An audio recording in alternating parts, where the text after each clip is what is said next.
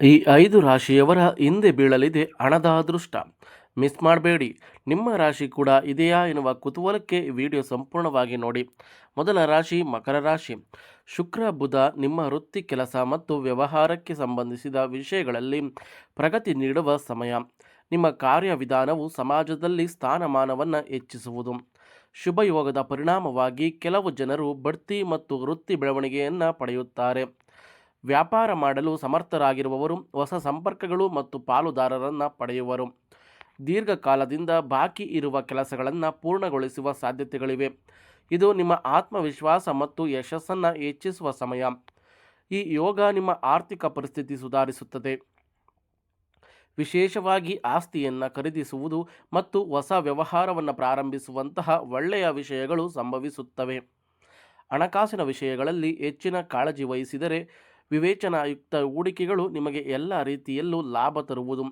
ನಿಮ್ಮ ಜೀವನ ಸಂಗಾತಿಯ ಪ್ರೀತಿ ಮತ್ತು ವಿಶ್ವಾಸವನ್ನು ನೀವು ಪಡೆಯುತ್ತೀರಿ.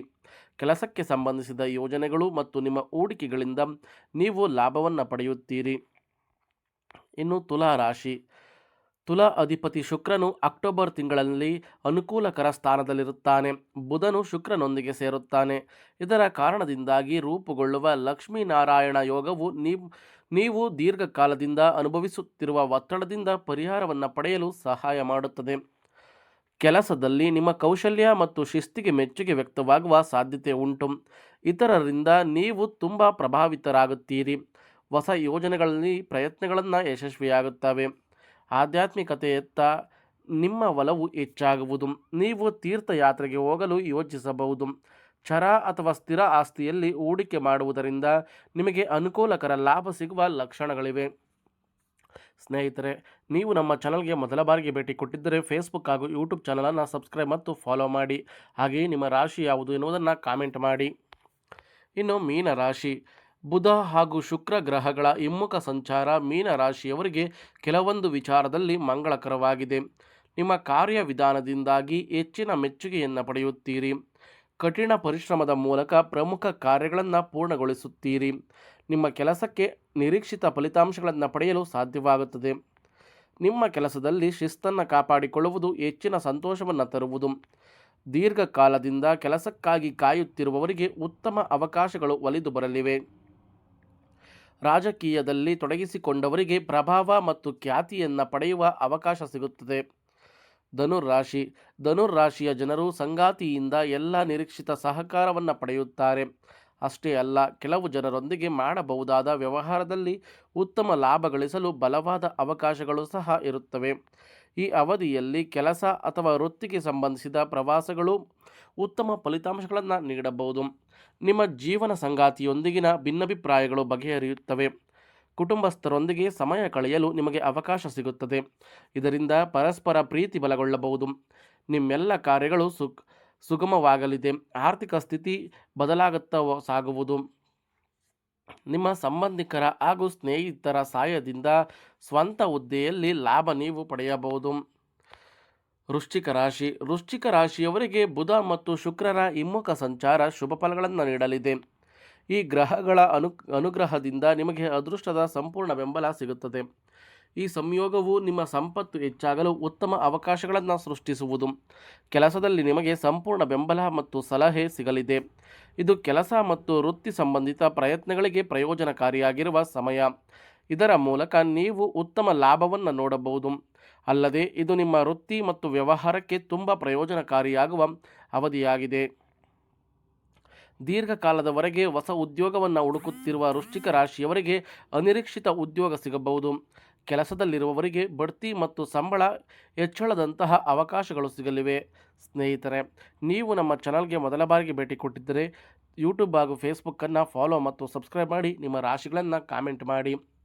ಶುಕ್ರ ಬುಧ ಹಿಮ್ಮುಖ 2026 ಅಂದರೆ 2026 ಇನ್ನೊಂದು ತಿಂಗಳಲ್ಲಿ ವೃಶ್ಚಿಕ ಸೇರಿ ಈ 5 ರಾಶಿಯವರನ್ನು ಹಿಂಬಾಲಿಸುವುದು ಹಣ ಅದೃಷ್ಟ.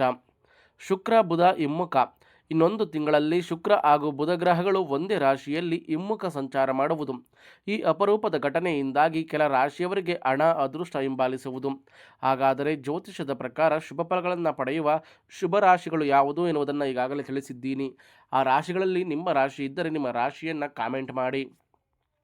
ಹಾಗೂ ಶುಕ್ರ ಬುಧರ ಆಶೀರ್ವಾದವನ್ನು ಪಡೆಯಲು ಶುಕ್ರ ಮತ್ತು ಬುಧನ ಮಂತ್ರಗಳನ್ನು ಜಪ ಮಾಡಿ ಸಾಧ್ಯವಾದಷ್ಟು ಶುಕ್ರನಿಗೆ ಸಂಬಂಧಪಟ್ಟಂತಹ ವಸ್ತುಗಳನ್ನು, ಬುಧನಿಗೆ ಸಂಬಂಧಪಟ್ಟಂತಹ ವಸ್ತುಗಳನ್ನು ದಾನವನ್ನು ಮಾಡುವುದರಿಂದ ನಿಮ್ಮ ಜೀವನದಲ್ಲಿ ಕೆಲವೊಂದು ಬದಲಾವಣೆಗಳು ಸಂಭವಿಸುತ್ತವೆ.